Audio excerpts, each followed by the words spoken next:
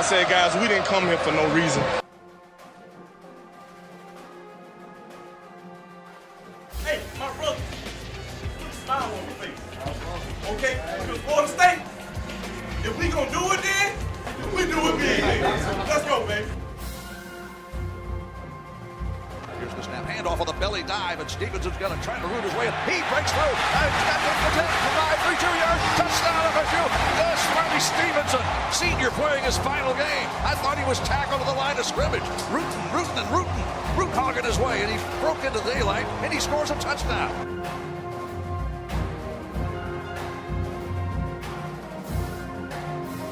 If we don't get penalties and we don't get fumbles and we don't get interceptions, we can win the dead-gum ball game. I said, are you strong? They said, I'm strong if you strong. I said, we strong then.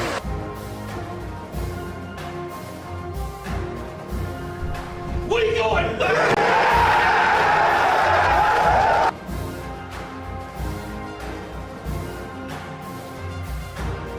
Down to the 50, down the sideline to the 40, down to the 30. He separates. He's to the 20, to the 10, to the 5. Touchdown, Florida State. Let's party, Tallahassee.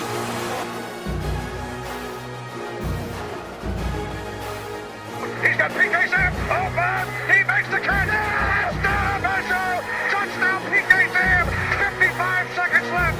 Sam takes a touchdown catch from Ricketts. 52 yards. 52 yards. Florida State leads 37-34. I see you, PK Sam.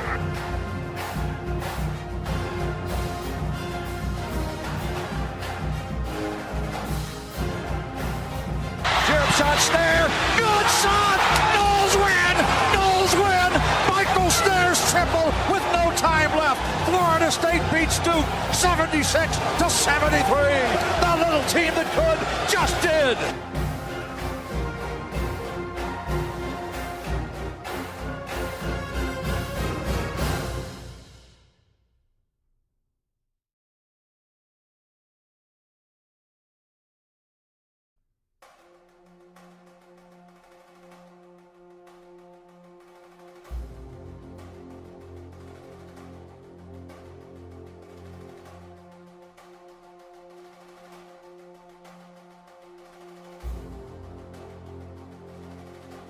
I said, guys, we didn't come here for no reason.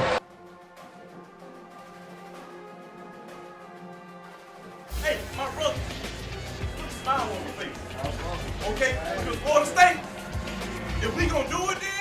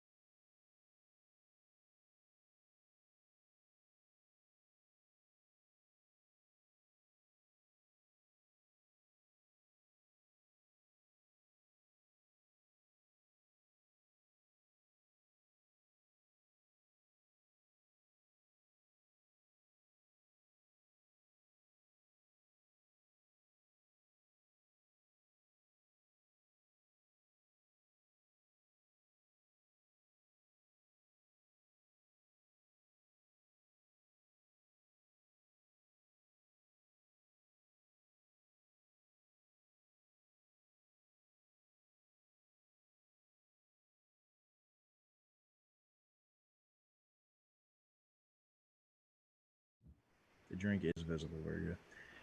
Welcome to Double Fries No Slaw. We were just testing out to see if, with my Zoom background, if you could see this drink or not, which is very needed after this week. But welcome to Double Fries No Slaw. This is TJ Pittenger, as always, with my buddies Richie Barnes and Freddie Stevenson. Coming to you Sunday night, trying to squeeze this in before the Bucks and Saints play. How are you guys doing tonight? Man, I've been better, man. I'm not even gonna lie. Yesterday kind of killed me, man. Killed my whole weekend. But hey, we live to fight another week. Hopefully we can get us one in, but not looking too good for the nose right now. Yeah, I mean, I think I'm becoming numb to this because I woke up not feeling bad. I mean, obviously I was upset last night that you let a bottom feeder in the ACC come into Doak and do that to us. But I had a great Sunday today. There's a lot of great football on yesterday that we got to watch outside of our game. The wife being from New Orleans at Bucks and Saints, it's a big night in our household, so I'm excited for that game tonight. You guys bet on the game, not like money, but like, do you kind of do any kind of bet or anything, or not really? No, the only thing we did, we went to Publix. I got my highlight here, and she got some Abita Andy Gator, which is from New Orleans. So that's the extent we did it. So we're excited, though. It'll be fun. I bet New Orleans. It was part of Say my what? early. I bet on the game, but it was part of my 6-game parlay, and the Seahawks cost me, so I'm out of there. Oh man! So I'm betting on the game tonight, not by much, just because 3 points in the NFL, it's tough, man. So I threw I think like $20 on the game just for purposes of enjoying it, but I think it'll be a great game, and we'll hit that at the end if we have time. But I'm excited, man. Yeah, no, for sure. The Vegas set a lot of traps today, right? With the Ravens were only like a 1-point favorite, and they trailed for most of that game, and then the Seahawks just absolutely getting demolished, and then Kansas City really cut that close, and I think they only won by 2, right? Like, yeah, Carolina scored, and they only ended up winning by 2. So Vegas set a bunch of traps. So hopefully that game tonight is not one. If the Bucks win, I like them to cover. We'll talk about the game before we get out of here. But if the Bucks win, like I like them to cover. I actually like them to win big if they win, and by big I mean like 10 to 14. Big for NFL, yeah.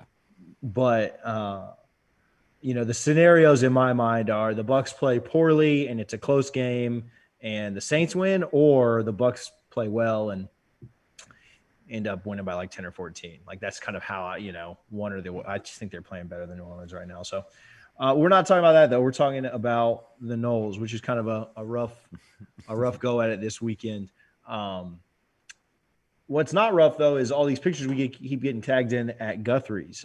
We appreciate them. We appreciate their support. I had Zach Blowstein of Knowles 247 reach out to me and say that he just drove by he's like, man, I just drove by the billboard. That's super dope. So we always appreciate Guthrie's. If you're in Tallahassee or anywhere near a Guthrie's, check them out. In Tallahassee, you can find them at 1818 West Tennessee Street and 2550 North Monroe. Make sure you get your box Double Fries No Slaw. We get tagged in another picture this weekend, and so I will be sending out another Double Fries No Slaw sticker. If you would like one, or if you'd like a koozie or any kind of cool stuff, you can go to our Patreon and learn more about getting the stuff there, or you can go to Guthrie's and tag us in your order. Send us a picture on any social media, and I will DM you asking for your address, and we'll get it out to you. Check out our Patreon, patreon.com/doublefriespod. Along with that, the Big Three Roll-Up the Big Three Roll-Up helps power Double Fries No Slaw. We have merchandise on that website. Go to big3rollup.com. Right on the front page, you'll see Shop Now. You can get a Double Fries No Slaw shirt, as well as a bunch of other stuff. The Same Energy Sunday show for the Big Three Roll-Up dropped today, and I couldn't even bring myself to listen to it. Richie, I don't know if you did or not, but I couldn't stand to hear the Gators glow after they had upset UGA. No, zero chance I was gonna listen to that, and I will not. But yeah, man, and I'll even sweeten the pot. I don't have the power to do this, but I will. Buy a shirt or a Double Fries No Slaw shirt from the shop, and we'll send you a koozie and a sticker as well. Just take a picture and tag us on Twitter. So I just made more work for TJ without any power to do so, but I think he'll be okay with that. Yeah, we'll see on that one. We'll see. You better get that shirt that's a Monday special only. So if you do that on Monday, if the Bucks win 9th, and you get it in if the Bucks win and you get your order in before noon, we'll send you one. Yeah, that's a lot of that's some promises there, bro. So I don't know about all this that you're promising. What'd you guys do this weekend outside of the obvious FSU loss? Did you guys do anything else fun, or do you just want to get to this bad news that we've got to talk about? Yeah, I just sat up, got some drinks, and watched a few games. It wasn't nothing crazy this weekend. I was just chilling for the most part. Yeah. Oh, man, it's going to be an expensive weekend. I told you guys, I think 2 weeks ago, that our AC was out. The guy came out twice to fix it. It worked for an hour once. It worked for a few days next. It's out again. I think we're going to have to replace our AC unit. So that's not exciting at all, because anyone who's done that knows what that costs. But that's the fun of being a homeowner. But it's 82 degrees in my house right now, and I'm wearing this jersey and hat because I'm on camera. If we were just, audio only, I'd probably be sitting in this chair in my underwear. So for the viewers, I did you all a solid tonight. Sorry if I just wasn't listening. I'm trying to catch the end of these other 2 NFL games too. Has your AC been out the whole week? Because it was out last week too. It got okay. So it was 2 weeks ago. He came out on Friday, fixed it, worked for an hour. Then it was out all weekend. Came out Monday, fixed it again. And now it won't even run if we try to put it below like 77 in the house. So, which I can't do that. I'm a 72, 73 guy. So they're coming back out tomorrow because they don't work on weekends. Who doesn't work on weekends in AC in Central Florida? But oh well, I'll get over it. But let's hop into this ball game because, man, there's a lot to break down from last night. Yeah, the Noles fall 41-17, and are not able to basically guarantees we can't get to a winning record. Be obviously, if we were to win out, we go 6-5. But with Clemson looming, guarantees that Florida State cannot get to a winning record. I don't know what the bowl situation is, right? Like originally they said everybody could go to bowls, even if you were under 500. But then everybody started playing college football again. So I don't think they're going to have room. They may have taken that requirement away. But if we go 3-8, they're not putting us in over a 6-6 Big Ten team, right? Like so. Big Ten can't go 6-6 either. But like a 6-2 Big Ten team or whatever, or even a 4-4 team. So I don't exactly know how that's going to work, but the bowl prospects obviously not looking great anyway. Before we start kind of our breakdown and talk about the game, Freddie's extra sauce segment is going to hit some point tomorrow. I can't guarantee exactly what time, possibly at 9 a.m., maybe more likely around noon, kind of depending on how smoothly it goes tonight and how quickly we can get it edited and out to you guys. But that is brought to you by the Lemieux Company. We appreciate their partnership, and definitely go check out Freddie's extra sauce segment. There's going to be some good and some bad. He was sending me the pictures of all of the plays this morning, and I was like, man, you're triggering me right now, making me look at all of this. But he did start out with Travis's touchdown, so at least there's that in there, and then it goes quickly downhill from there. But hey, listen, I don't want to – no, I'm not going to say it. But I'll tell you guys later when we're not on the air because I don't want to get in trouble. But check out the extra sauce segment because that'll be good stuff tomorrow to kind of break down what went wrong yesterday for Florida State. So, Richie, let's get started with this. Yeah, so I figured let's just start with what were our initial raw reactions, because we didn't go instant last night because nobody wanted to hear that. Let's be honest. It's it's self-deprecating enough. But I know when I turned the game off, like I mentioned in the intro, I was kind of numb. I'm like, oh well, I'm gonna enjoy the rest of my night because there ain't nothing we can do about that. Definitely disappointing. I did pick us to lose, but I did not see it going that way, especially after, we go up 14-3 and then we think we have a scoop and score to go up 21-3. At that point, the game's probably over. The call gets overturned, obviously, and the game just gets out of hand. And it's hard to take any hope or very few positives to think of when I turned that game off last night. What about you, Freddie? Yeah, when I was watching the game, of course, we went up early. I was like, all right, maybe the guys came out firing on all cylinders after the bye week. Then that got overturned, and everything just completely flipped. Our defense, they didn't remember how to tackle. Offensive line, that was the biggest surprise of the game for me. this whole season we bragged on them and how the transformation they made, and then they looked like the offensive line of old yesterday. It just completely shocked me.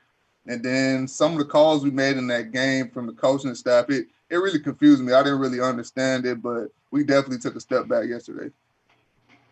Yeah, and we'll get into the by far the most head scratching call, and that's who they put in at quarterback when Travis went down. But TJ, what were your thoughts like during and immediately after the game? So a little bit different for me. I was at a birthday party and didn't see any of the game live. So my immediate reaction was just kind of how we, let up, and things certainly went the wrong way. My immediate reaction, though, after watching it today, so the ACC puts out the condensed version, was just, and I don't know, obviously when you're watching on the ACC condensed version, they take some plays out, you don't see some things. But the first thing I thought was, holy crap, they got pressure every single play on us. And maybe not because I didn't see every single play like you guys did. No, but TJ, it was bad. It was noticeable. But every play that I watched, they got pressure. And so when, we did a lot of, praising the offensive, not praising the offensive line, but we just sat on here and said that they were the most improved unit. They were the unit that we were the most pleased with. And I think the issue is that people just weren't blitzing us, right? Like maybe Miami was, but man, when any kind of pressure just came in, I mean, we didn't have a chance. And so I'm like Richie, I'm pretty numb to a lot. I mean, you get beaten down like we have over the last 3 years, and then you also get older too, right? Like you get older and you have more responsibilities, and you understand that, like, there are some days that I'm going to have to go to twin 1-year-olds' birthday parties as opposed to watching football because I'm an adult, and this is what we have to do sometimes. Sometimes you just can't, like you understand that, like, okay, well, sometimes, other things are more important in life. But yeah, I'm pretty numb to it. But from watching it back, I mean, I don't even know. I didn't go back and watch the first two, drives that we did score on, but I don't even know how we scored on those drives. Like, I don't know if they just weren't bringing pressure then. Like, I kind of had to watch it in a hurry. But obviously, Travis made an incredible play, and Freddie breaks that down tomorrow on the extra sauce segment. But yeah, my immediate reaction was just like, well, the offense just had no chance. And then obviously once Travis went out, there was even less of a chance of anything happening. You like to see him come back and fight there at the end of the half to make it a 1-score game and hit a field goal, which we'd struggled in that department. But just not a great showing. And then the defense was obviously very lackluster. Getting thrown out there several times after quick drives, though. I mean, you're going to expect them to kind of wear down. They started the game fairly well. I think with 7 minutes to go in the first half, they only had given up, 10 points. And so that's a pretty good start to the first half. But then one time it was a short field. So really maybe just say they're on the hook for 17 in the first half. So the defense started out okay, I guess. But, just overall, just another FSU performance that you're frustrated by, but you get to the end of it and you're just like, well, yeah, it's kind of just who we are at this point. And there's a comment on Facebook, it looks like, and let's just jump right into this, because to me, this was the most puzzling decision of the game. When Jordan Travis couldn't go, Mike Norvell goes with James Blackman over Chubba Purdy. That it made no sense to me. And in my mind, I'm like, Chubba must have got hurt in practice, and Norvell just didn't want to, talk about it to maybe catch him off surprise. But how you go back to him there, and I think on the third play he's in the game, he throws an interception that leads to an immediate Pitt touchdown. And this is not a bash James Blackman podcast. I think he's a phenomenal teammate and a great representative of Florida State. But Mike Norvell, that was the first time that I've questioned him as head coach. And I tweeted that out. I'm like, this is the first time I've questioned a decision under his control. Because a lot of stuff that's happened to Norvell has not been under his control. That was, and it made no sense. And I think, Freddie, you tweeted something similar. What were your thoughts when you saw he went with Blackman over Purdy at that point in the game? Yeah, it didn't make any sense. And when I go back to the Jacksonville State game, it just puzzles me even more. You see in the Jacksonville State game, Rodemaker struggled. And he said in his mind early that no matter what, he wasn't putting Blackman in because he knew that he would lose the locker room by doing that. So why would you do that in this situation? It doesn't make any sense. And then you put a guy in that hasn't had first team reps, and he's shown you on film that he's not the guy. It just all over. It doesn't make sense. It was a lose-lose situation. We knew exactly what was going to happen when he came in. So it just didn't make any sense. A spark, I don't know. That's not the guy. If you want a spark, bring in a younger guy that teams don't have much film on. And we'll accept the growing pains with that. But we know what we're going to get out of Blackman. It just doesn't make sense. I almost wonder, coaches, everything's so much coach speak and everything else. I wonder if like a spark is really what he meant. Like, did Chuba have to go pee or something? Like, was it, like, did Blackman like petition it? Like, had Blackman like practiced a little better? And because you don't want to throw your guy under the bus and just say, yeah, he practiced really well, but then he was terrible here. Had Blackman practiced a little better, and Norvell kind of told him, like, all right, man, this is your last shot, bro. Like, in so many words, this is your last shot at FSU. Go out and do something at halftime. Chuba just looked nervous as heck in the locker room. And so he's like, well, I'm going to throw Blackman out there because Chuba just has no deer in the headline. Who knows, man? Like, man, I'm just totally throwing stuff out there. I'm not saying any of that is the case, but maybe that's maybe I just feel like there's something more there. I just don't – I'm with Freddie. I don't believe that that's the guy you're looking to make a spark with. And so I don't think you would – if it was something else, I think you just practice coach speak and say that, right? Like, we were looking for a spark, or we were doing that. But to me, it almost feels like there has to be something else there, because that's not the guy you're looking for a spark from.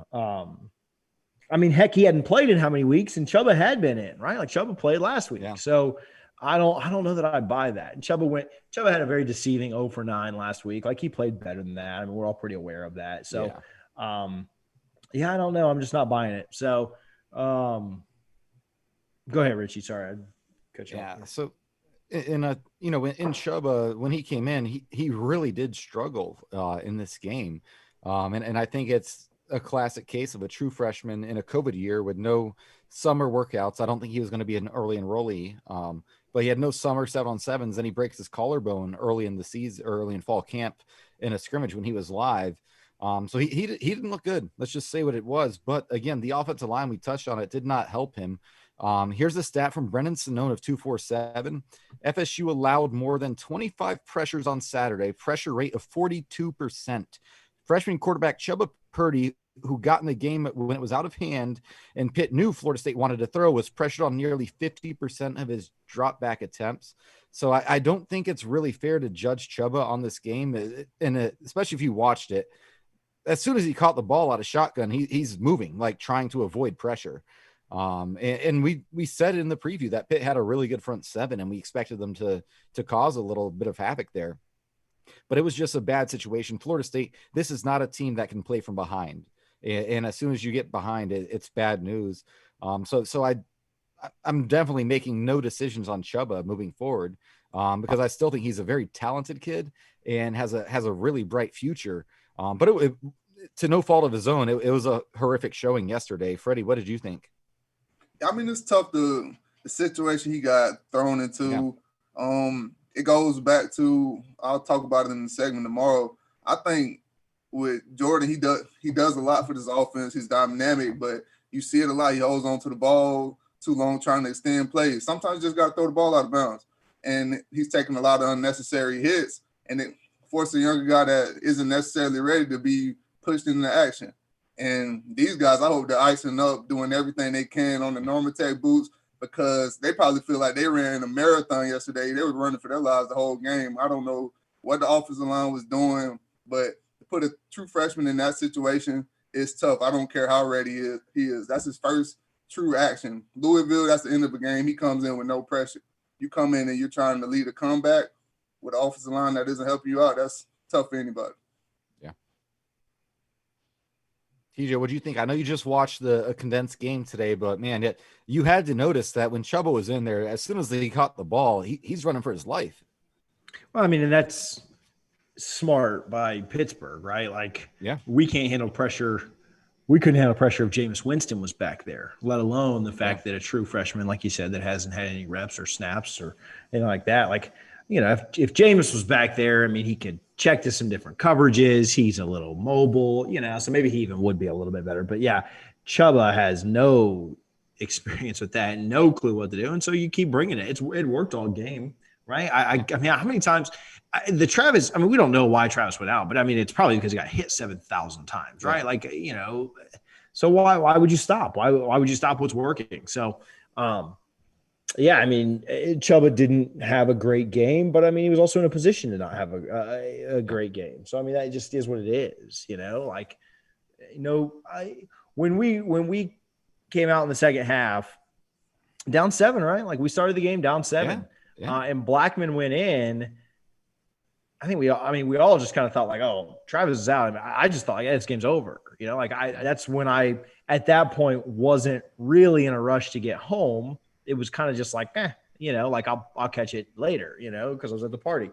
And then when I saw you threw the pick, I just said like, all right, I'm done. Like I don't need to get home at all, because that's just, they're going to go up 2 scores, and we're just like Richie said, we're not a team that's built to come back. So, yeah, I mean, but on Chuba, we'll see what happens next week.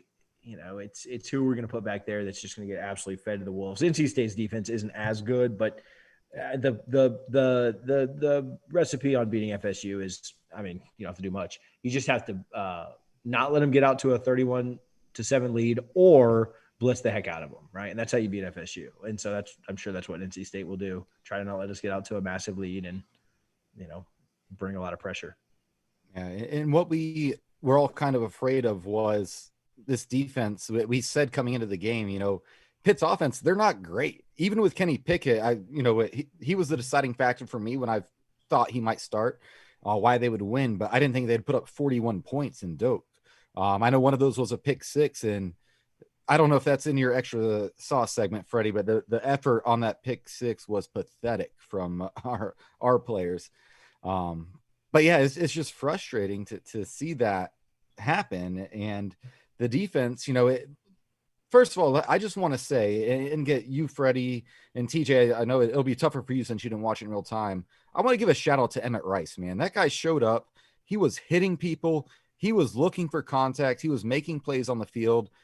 That guy, and he's an older guy. He's upperclassman, right? The guys we're kind of worried about. Man, he's played some really good football the past few weeks, and he deserves some credit because what he did yesterday, despite a pathetic defense performance, was impressive. Did you think so, Freddie? Yeah, he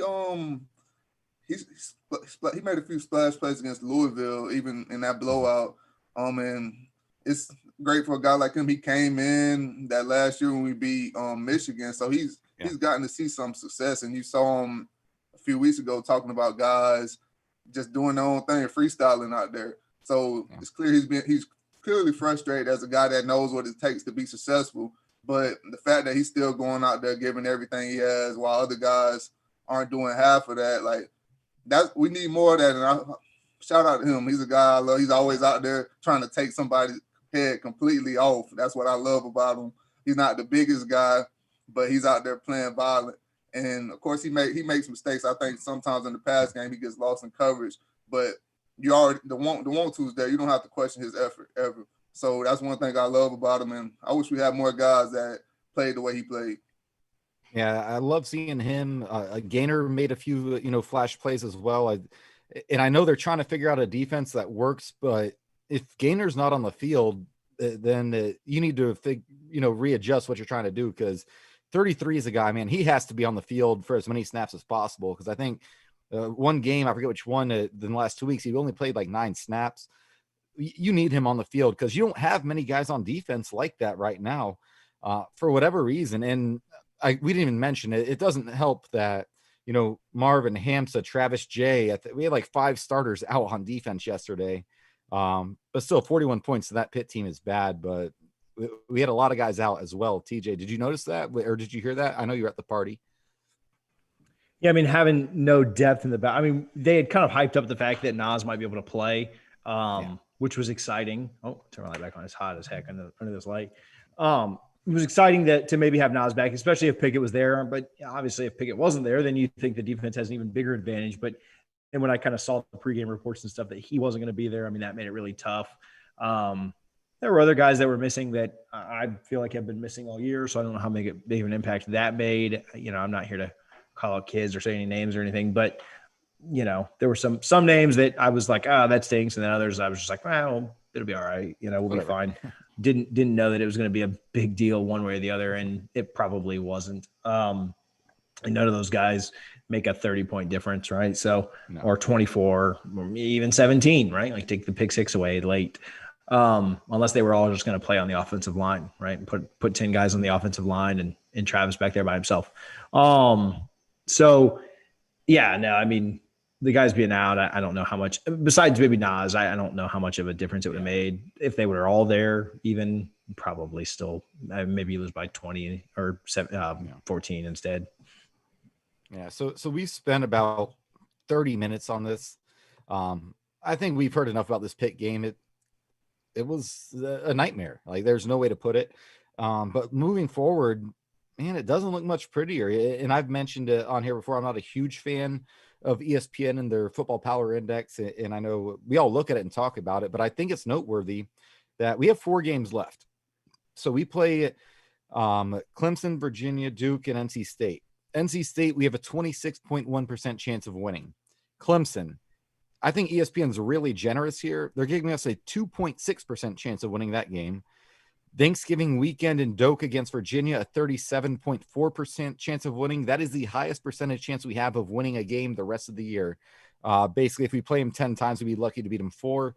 And then at Duke to end the season, a 37% chance. I mean, I don't think we lose all 4. We're definitely losing Clemson. I think we find a way to get one of those 3. Do either of you have any confidence that we can get 2 of the 3? No, I don't have any confidence that we can get 2 of them. Sorry, Freddie, I cut you off. You're going to say the same thing as me, though. So I don't have any confidence that we can get 2 of them. I don't have much confidence that we can get 1. Yeah. So let me phrase it this way. I'm probably going to be a sucker. Let me phrase it this way for both of you. What do you think is more likely, 0 wins or 1 win the rest of the way? 1 win is more likely. You cut them off. You think so? Go ahead. Yeah, 1 win is more likely. What do you think? 0 wins or 1 win the rest of the way? After what we saw yesterday, I'd say 0. I think I'm leaning with you because I think Duke is not as good defensively, but they're better offensively. In our offense, it's improved and you can see what they're trying to do, but it's not consistent. I think because Clemson, we're throwing that away. We all know that's no chance, right? Those other 3 games are all, I'm not even sure I'd call them all coin flips. I think they're, ESPN's probably about right. So I think 0 is probably more likely than 1 right now. And I hate to say that because that means we're looking at a 2-9 season at Florida State. My goodness. But TJ, I don't think we could get 1 and it wouldn't surprise me. But if I had to pick, I think 0 is more likely than 1 right now. Yeah, I mean, it's tough. It's tough because, it's also the unknown, right? Sorry that I've kind of been out of the loop here and I do a Florida State podcast and don't know the answer to this, but we don't have any update on Jordan Travis, do we? I mean, that has nothing yet. Nothing at all. And then we probably won't know till Saturday morning, to be honest. I mean, if he's out, I think we'll know that before because he won't practice. So, yeah, true.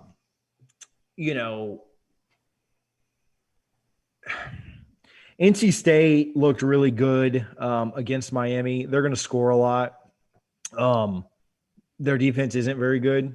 And so, I lied to you guys and said that I like the Pitt matchup because I didn't want to see us play a good offense. I'd rather play a good defense and eventually wear them down and be able to score more than them. Well, with Pickett there, that kind of, their offense was obviously better. But I think you really can't. It's 2 different games. Once Jordan's out, it's a different game, right? Like we got a comment on our YouTube. Obviously the 88-yard touchdown really inflates this, but we averaged 9 yards of play in the first quarter, 2.5 in the second, and 1.4 in the second half. Not that 2.3 is great. The second quarter wasn't very good, and the first quarter is again inflated because of the long run. But it's a tale of 2 halves when Travis is there and when he's not. If Travis doesn't play anymore, I got us going 0-4 over the last 4.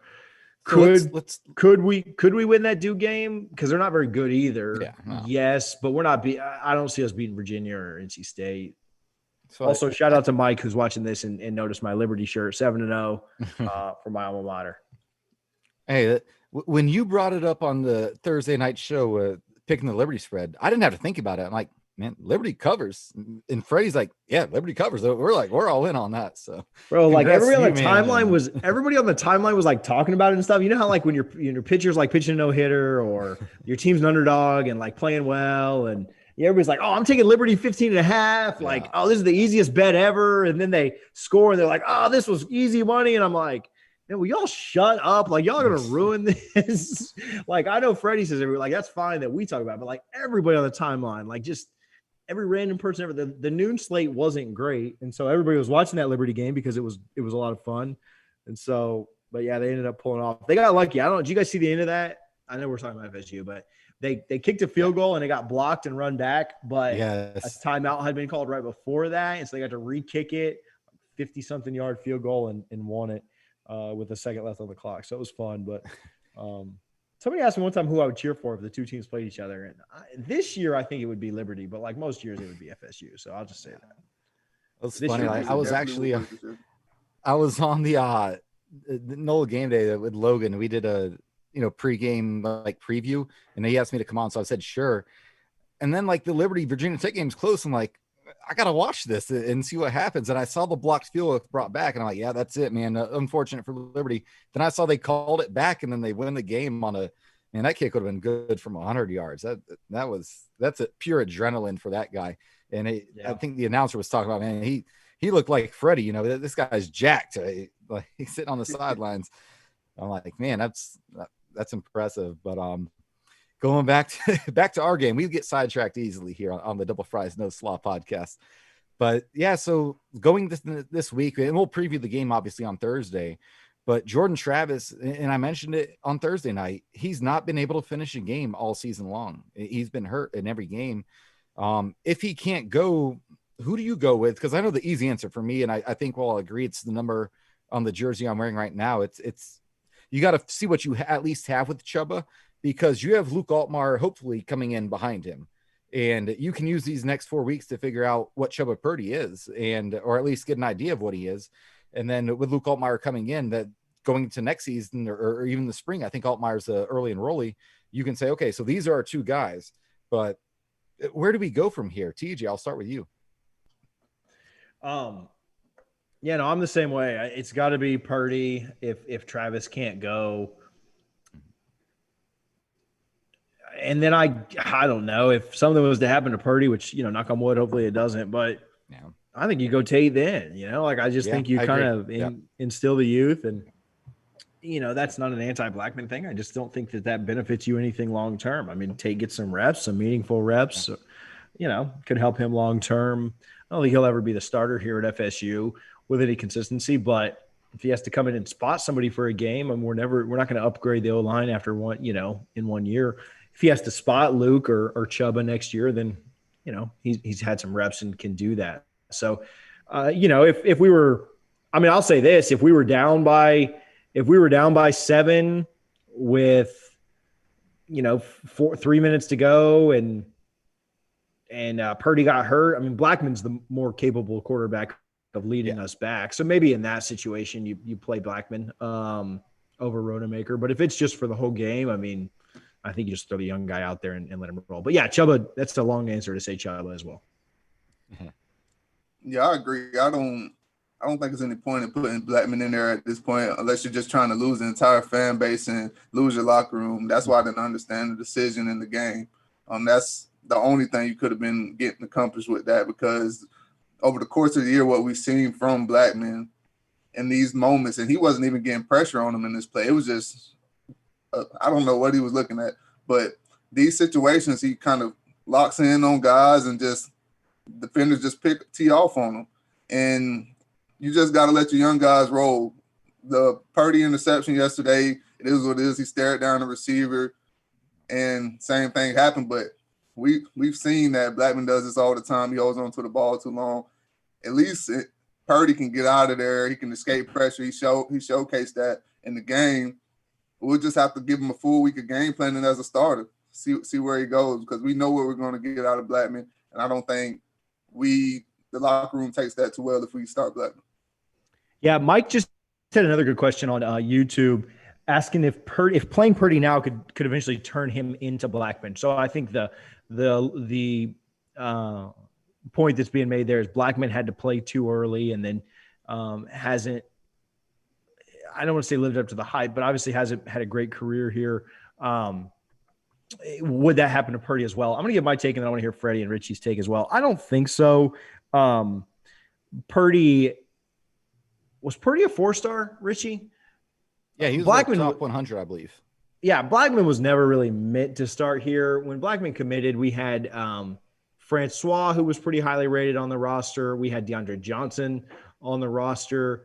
And was Malik still on the roster as well when he committed? I have to look at the exact commit date, but I want to say we had all three of those guys. And so Blackman was really never supposed to start. Well, DeAndre punches at somebody, and Malik Henry can't stay clean, has to leave, and Francois gets hurt week 1. And so I don't think that was really the intention. Now, obviously, Purdy starting week 1 wouldn't be the intention either. But the other side of that is that I think that if Jimbo had stayed here and was able to develop Blackman would be much better than he is today.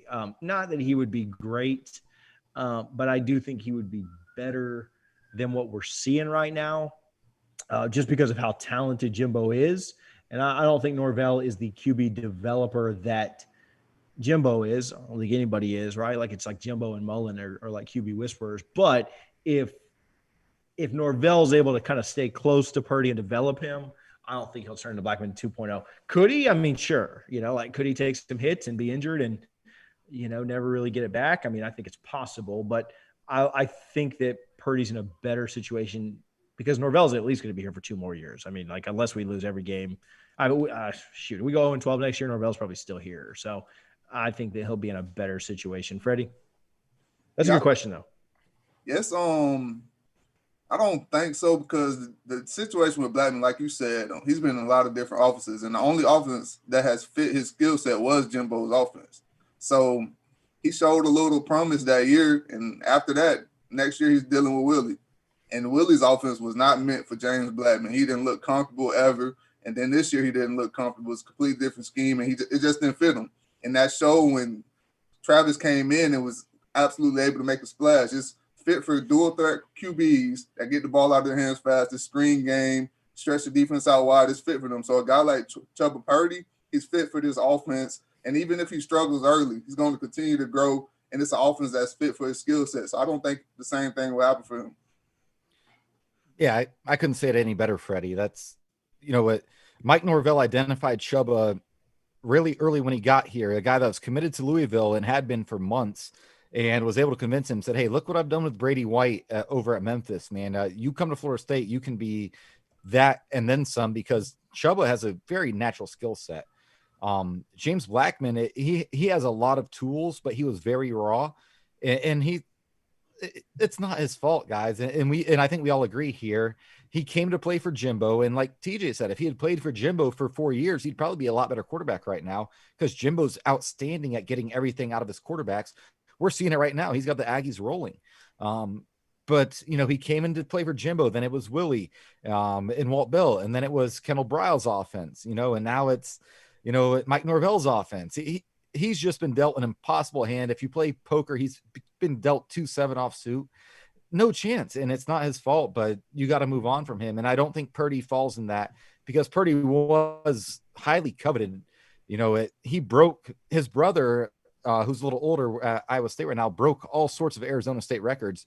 And then Chuba came behind him and broke all those records.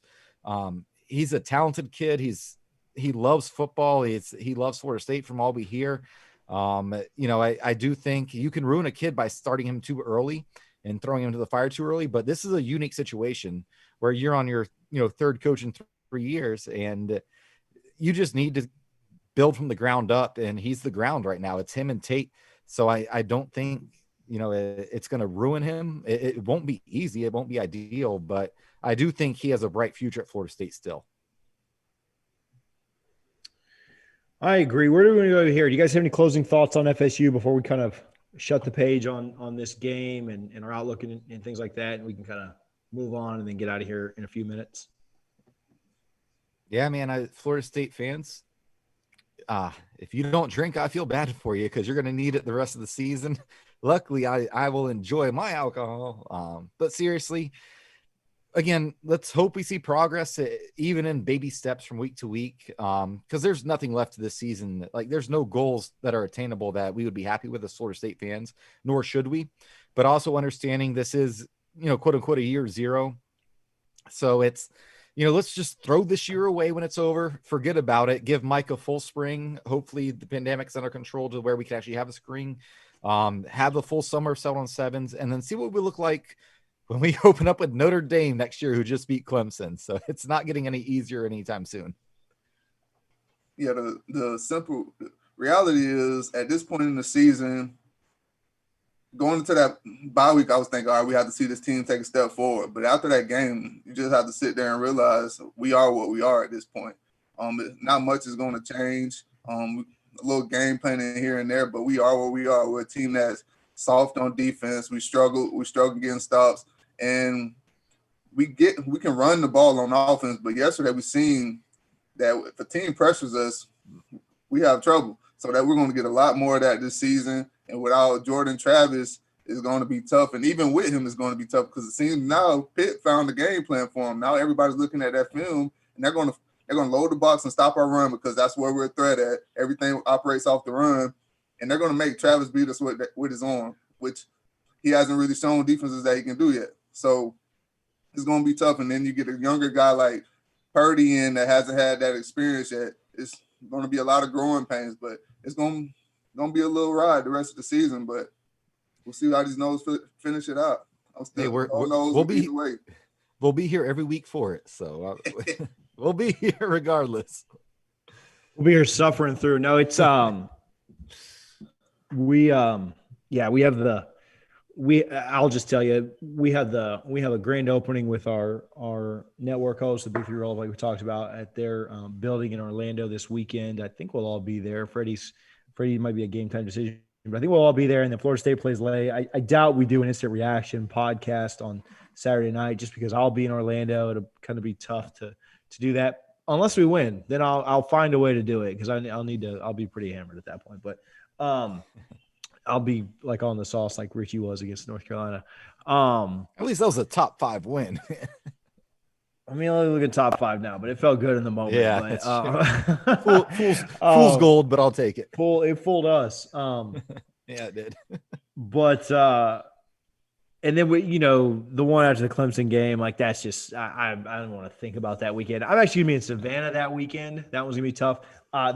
Harlan just put this in the group text. We're probably going to be at the Virginia game. Actually, I know I'm going. Richie's the game time decision there, so we'll figure that one out. And then the last game of the year is Duke. So 4 more games to go. I'm looking forward to the offseason. Like I'm ready to get this season behind us and start building for something else. But Richie, you mentioned that Clemson Notre Dame game. Did you guys stay up late and watch that? Let's move on from Florida State. I'm sick of them. Did you guys watch that? So I am so mad. I watched you sissy. all of it. I watched all of it. And then, I didn't go to bed. I fell asleep, a.k.a. got extra sauce on the couch, woke up, and I'm like, wait, I checked my phone. Like, Notre Dame won? But I saw the vast majority of the game, and, man, that's what college football is all about right there. Like, it was so much fun back and forth. And unfortunately, one thing that really upset me, Dabo owns ACC refs. Did you guys notice that? Like, they throw a flag, he gets on them, yells at them, and they pick it up. Like, they're like, no, we don't want nothing to do with Dabo. And I feel like Jimbo never had that courtesy. Jimbo would just get, 15-yarders thrown on him. But Freddie, did you watch that? And did you see how Dabo just controlled the refs? It seemed like at certain points in the game. Yeah, we knew that after the chop block. But But yeah, I mean, I was watching the game and it was crazy. But the takeaway I got from it, it was a tight game. I had Clemson still pulling it out, but Clemson had 3 of the top players out. Trevor Lawrence, one of the D tackles, and their starting linebacker. I think they're going to completely demolish Notre Dame when they get that rematch. I agree, 100%. But it was a great game to watch. I just don't think it'll be close the next time. With Trevor Lawrence, Clemson's a different team. Well, I think it makes it very interesting for the next game. I don't know that Trevor Lawrence is phenomenal, right? Best quarterback in the league. Like, it's not even close. But I don't know how much more production they like. I don't know that they're scoring more than 4. Like, I don't know they're scoring more than 40 on Notre Dame the next time. But I think the difference will be those guys. Yeah. I think the difference. Well, they only scored one, so they scored 33 on Notre Dame. Yeah. In regulation, because they only scored the one time. So but you can expect that again, I think. I think so. What I think will be better, and so, like, I'm not trying to say that Trevor Lawrence wouldn't have made the difference last night, because he probably would. But I don't think they got bad quarterback play, and that's why they lost. I think it was the defense. The defense gave up you're right. 33 regulation points and then gave up both touchdowns in overtime. And so you get that D tackle back. You get them playing in Charlotte, which is much closer to home. You get them playing in a stadium they've won in the last 4 years now. God, that's depressing. Every year since Florida State last won it, right? Yeah, since 2014. So 6 years. No, golly. So yeah, they're 5 years. So they're used to playing there, and they'll play there, and they'll play well. And I think the defense will play better. And but I mean, heck, it's a great win for Notre Dame. I mean, you play who's against you. You still played Notre Dame's notorious for getting up on that big stage and choking, and they nearly did, right? They got to play a backup quarterback at home and nearly blew it. They still gave up 400 yards to him.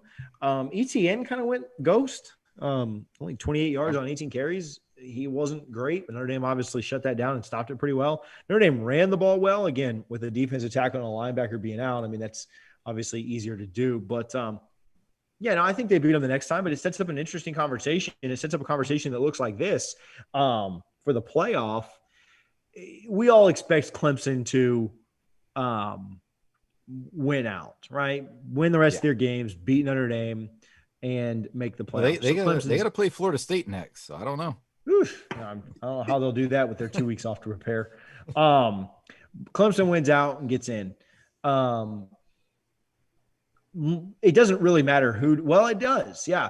The SEC is there's going to be a lot more one-loss teams than there usually are, because there have been less games this year, and you don't have that 12 game that really decides things. A&M is probably going to finish with one loss. Florida has one loss now and is not going to lose another regular season game and then play Alabama. And I think Alabama wins that. But if Florida is able to upset them, then you've got A&M and Florida and Alabama all with one loss. And you've got Notre Dame and Clemson both with one loss. Miami's probably going to win out and have one loss. Not that I think that Miami should really be legitimately in the conversation, but they're going to be up there. They're ranked 9th now. I mean, they're going to be around. Cincinnati's undefeated. Indiana and Ohio State are there. You've got your Texas only has one. No, Texas has 2 losses. Oklahoma State, if they win out, they're going to have one loss. I don't think they do, so it doesn't matter. And then you're going to have the Pac-12 champ in and around that conversation as well. And with less games, I think it's going to get very, very interesting. SEC champs in, Clemson's in, the winner of Ohio State and Indiana is in, and then you're going to have like 5 teams like right there for number 4. So how do you guys see it going down this year? Yeah, I'll just say we always think that late October, early November. But it's different this time. You can say go that. Ahead. I'll go back this time. I'll go back to 2013, Freddie's freshman year at Florida State. We demolished Clemson, and we were not in the top 2 in the country in the BCS rankings. And people were freaking out, and we're like, give it time. Things take care of themselves. That's much different. I remember on a Thursday night, I bought a Stanford Cardinals shirt just for a Thursday night game against Oregon, because I knew if they beat Oregon, then Florida State was going for the national championship. And I bought my flight from Orlando to Pasadena, or from Orlando to LAX that night at like midnight from a bar on my cell phone. I know what you're saying. There's less games. It's tricky. I just think these things always work themselves out. Like even in the BCS era, I don't think anybody can really ever say they got screwed except for that Auburn team that had Cadillac Williams Cadillac and Deuce. Like that team probably would have won a national title, but they didn't get in, which is wild to think an undefeated SEC team did not get into a national title game back then. But I do think everything's going to work itself out, but there is a doomsday scenario, like TJ was hinting at, to where you have, 2 undefeateds or 3 undefeateds, and then a bunch of one-loss teams that have a really good resume, and it'll be interesting. So, Freddie, what do you think, man? You played the sport. You've seen the college football playoff era. Yeah, and I think this year it may be the worst it's ever been. Like there's gonna be a lot of good teams that don't get in, and they definitely have to add more teams in, at least 8, because it's gonna be some teams that are highly deserving of getting in, and they're gonna be on the outside looking in, and they don't deserve to be. If Ohio State wins out, of course they should be in. If Bama wins out, they should be in. Clemson, if they beat Notre Dame, they're going to be in. Then you're looking at Notre Dame. And it's going to be crazy. The Texas A&M, if they win out, their only losses to the number 1 team, Alabama. So it's going to be crazy across the board, and a lot of teams are going to be upset.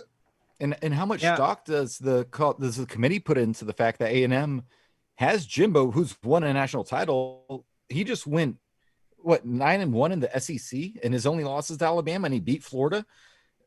I think they take Florida, but A&M has a really strong argument. And if I'm an A&M fan, well, if Florida over, beats Alabama, they take them. That's if Florida true. loses to Alabama, they're out. So fair, like that, good Florida. Point. I didn't think of it. So good point. But that's the thing. If Florida beats Alabama, then you've got two 10-1 teams. I mean, and I know we say it always works, and it probably will work itself out better than to have all these teams. And what I will say is somebody is going to get screwed, and maybe a couple of teams are going to get screwed out of being the number 4 team, right? But they're not getting screwed out of a national title because they're just going to go get waylaid by whoever that number 1 team is anyway, right? Like, do we really think that A&M is going to then compete with Alabama if they get a rematch? Do we really think that Notre Dame belongs on the same field if they get in, or Miami or Cincinnati or whoever that team is? I mean, I don't, it doesn't really matter. I think Cincinnati's going to have the toughest one as well. So I think it's going to be tough. But you look at these games, A&M has Tennessee, Mississippi, the worst LSU team I've ever seen, and then Auburn. Wait, so I guess Auburn could upset Jimbo versus Pruitt. Yeah, I mean they're going to beat the heck out of them. We're going to pick that this weekend. I hope so. That'll be a fun one. I don't know, man. I might go with Jeremy there. And then Florida has Vandy, Kentucky, Arkansas, Tennessee. I mean, they're not losing a game. Alabama has Kentucky, Arkansas, LSU. Like, they're not losing. They're not. Losing, Miami could maybe lose to UNC, but that's at home. I mean, they're not losing to Wake Forest, Georgia Tech, or the team that Liberty just beat the heck out of. Notre Dame's not losing to Syracuse or Boston College or Wake Forest. So I mean, I know we always say that it could, but I just don't see it this year. I think this year is going to be wild. Now, I do think that Alabama wins out, and so that takes Florida out of the mix of it. So I think that Alabama will kind of control their own destiny on that. And I think that Clemson will beat Notre Dame by enough to remove them from the conversation. But if Clemson only beats Notre Dame by 3 with Trevor Lawrence, we've never seen a team lose a championship game and then get in. But that's the scenario where it could happen. Same thing with Alabama. Alabama loses to Florida by 3, and they're both 10-1. I mean, are you taking Alabama out at that point? You're not taking them out for A&M, but they all beat each other, right? They should have to play a little round robin. Bama and Florida are both in. So I think so. Freddie said, long story short, we need 8 teams at least. Like that's the only easy answer here. I think we just need to go back to 2. Like that would be my easy answer. Is if you just have 2, you have it defined it. But I don't like going to 8. I'd be okay going to 8 this year because of the pandemic, but I'm not good with 8 every year because I don't want to see somebody terrible up against like a 3-loss team up against Alabama. Like I just think that's like who cares. But it's interesting to see. It always works itself out, but I don't know if it will this year. Undefeated Liberty is the 4 seed. I don't want to see that, bro. Just give me a big bowl game and let's roll. I don't want to see TJ doesn't want Liberty versus Alabama. I've been talking. They play somebody West Carolina or somebody this week. They'll beat them. Then they play NC State. I think that one could get really, really interesting. They've got like a 1-3 or 1-4 chance to win that game. But they could win that game, just beat Virginia Tech, and then they play. Hey, I'm picking them to cover. I'm picking them to cover against NC State. Absolutely. And then they play another really bad team. They'll beat them. Oh, they play FAU? Not FAU. UMass. They play Walt Bell in them. So they'll beat the heck out. That'll be a fun one. Everybody can cheer Liberty again. And then they finished up with Coastal Carolina, which was our big rival when I was in school, who is also an undefeated team. So that one will be fun. That when I was in school, that was the biggest. That was like our rivalry weekend game. That's who we played the same, Thanksgiving weekend. So that'll be a lot of fun to finish off with them. Who's on that week, TJ? All right, Rich.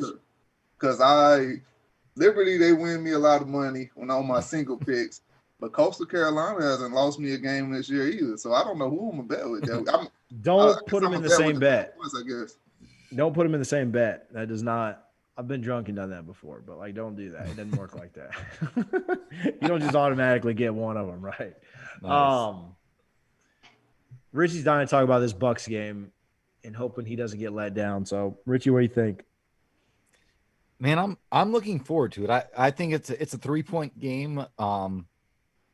It's a coin flip to me. I'm excited. It's in Tampa. That's helpful. I'm not sure what the weather's like down in Tampa. I think that could be a major factor. Breeze is looked off, and he did not practice all week. We talked about this Thursday. There's an outside chance we have a Jameis Winston sighting playing quarterback in Raymond James Stadium tonight. And Twitter will just break if that actually does happen. And I'm not talking just Florida State Twitter. I'm talking everyone, because Jameis is one of the most polarizing figures in the NFL last year with his 30 touchdown, 30 interception season. Again, I don't want Breeze to get hurt, but I think it would be awesome if it was fourth quarter, it's 20-20 and it's Brady versus Jameis. Like, how cool would that be? We'll see. I'm excited for the game either way, man. What about you guys? Yeah, I'm excited. I think Tampa's I don't even know I said thing. They've grown a lot since that first week, and they're an absolute monster right now. And now they added in Antonio Brown, so he's going to free up Evans on the outside, and that's going to be a nasty duo. And hopefully they start gelling and have that chemistry, because if that can work, then it's going to be hell for the entire league. And if they get clicking tonight, it's going to be tough in New Orleans. I know they got Thomas back, and that's a guy who runs those 3-yard slants all damn game, but he's killing. So it's going to be an exciting game. Alvin Kamara, of course, he's going to do his thing, but I think the Bucs will step up and pull one out. Yeah, I think the Bucs win here. I think that it's hard to say they're playing better because they looked terrible that was bad last week against the Giants, but the Saints don't really look good either. The one thing I will say is that the Saints, the Bucs defense is better than the Saints defense. The Bucs defense has been playing better, even though the offense is sometimes kind of slow and goes through droughts of not playing super well. So I think the Bucs defense will do enough to get the win. If both teams have been starting slow. The Saints have been starting kind of slow and then having to come back late. If either team kind of goes up by 2 scores early, not that the other teams can't come back, I think it's going to put them in a tough situation. But I think the Bucs win this. I think the Bucs win by like 10 or 14. I think that they jump out to an early lead. I think Breeze has a noodle arm. And, the concerns that we had around Brady's arm was, could he still throw it down the field? Like, Breeze just can't. And so I think that the Bucs will be better here. I think that, you have to kind of be cognizant of Kamara at all times. But I think that the Bucs are the better team and playing better, have more weapons. Could New Orleans win? Absolutely. It's the National Football League. The Bucs have started slow a couple weeks in a row, and if they do that again, they'll lose to the Saints tonight for sure, because the Saints are a much better team than the Raiders or the Giants that they beat in the last couple of weeks. But I think the Bucs win this fairly comfortably. Let's do this real quick. Before we go to our shout outs, let's all give score predictions, and we'll even bring the producer Harlan in for this one, even though one of the first shows he told me how Brady was not going to work in Tampa, and he was wrong. So I want to bring him back and let him explain himself. But let's start with you, Harlan, man. What's your score prediction for the Bucs and Saints tonight? I think if Jameis does not play and Drew Brees' noodle arm plays the whole game, I think Brady and the Bucs win it by 2 scores. All right. I like it. Give me a number. I need a number on each team here.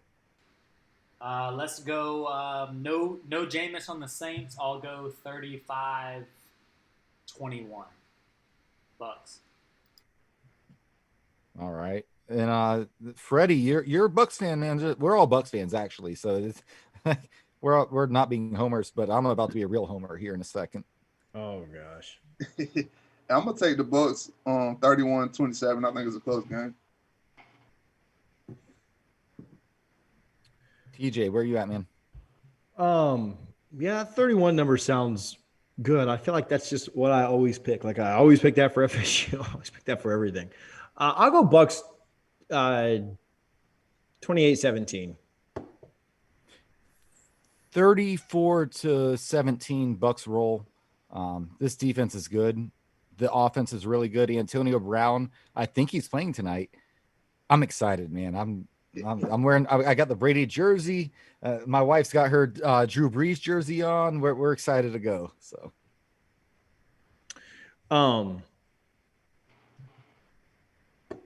28 doesn't Shout feel like outs. enough. I feel like we score a little bit more than that, but yeah, I'm sticking with it. 28-17 Bucks. If Jameis gets in, I've got 45-38 Saints. All right. 45-38 Saints. Yes. I mean, if he gets in, like not at the very, very end. like before halftime, yeah, something like that. So all right, Yeah. all right. So because it's going to be more high scoring if that's the case. Shout out Alex Trebek. Obviously, I put this up as my background. Legend. I feel like everybody's favorite game show host. But it's terrible news that he passed away today, 80 years old, of pancreatic cancer. Just brutal. It was cool to watch him fight through it and still be on the show for so long. And it was kind of like the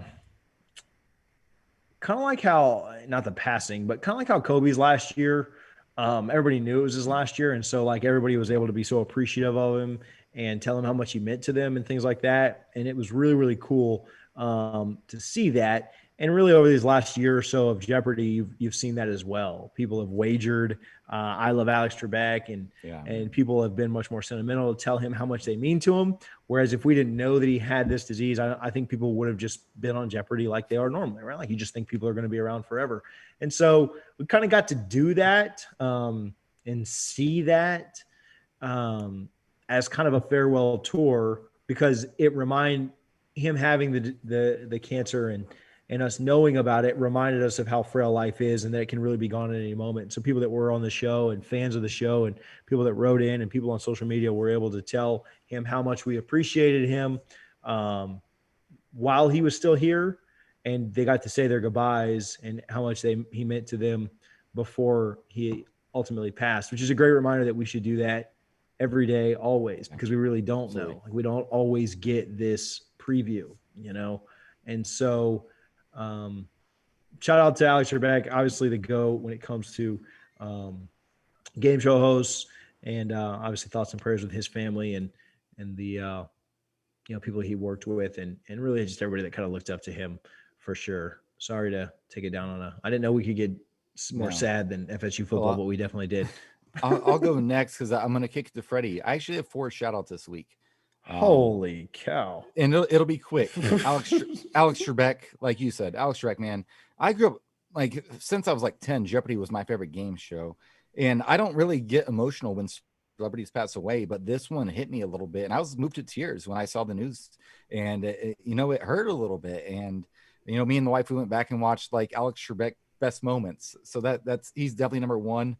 Number 2, the GOAT. Happy birthday, Bobby Bowden. Today is his birthday, and we should all, I think he's 92 years old now. Just again, every Florida State fan should appreciate Bobby Bowden. Next one, Dalvin Cook, over 200 yards rushing today in the game. He went off, man.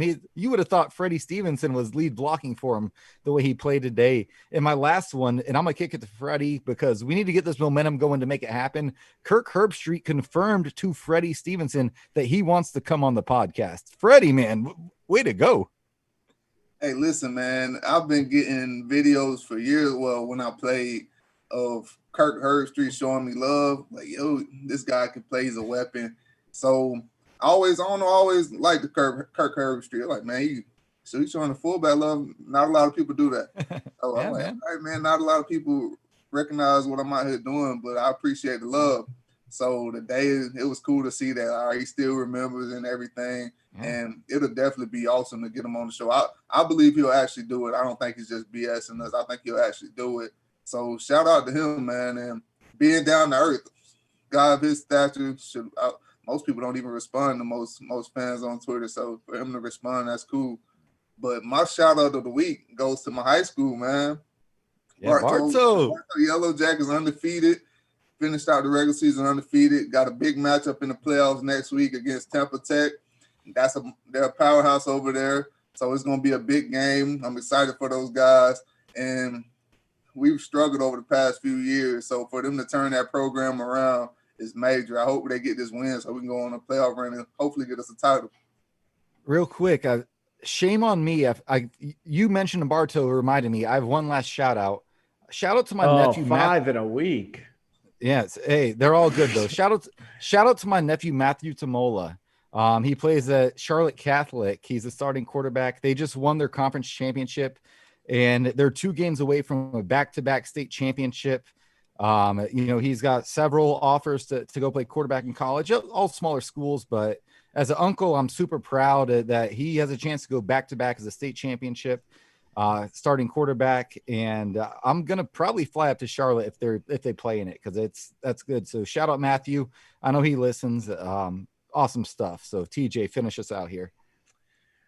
Oh, I think that we can only go out one way. Harlan, yeah, hit that Jeopardy music and let's go.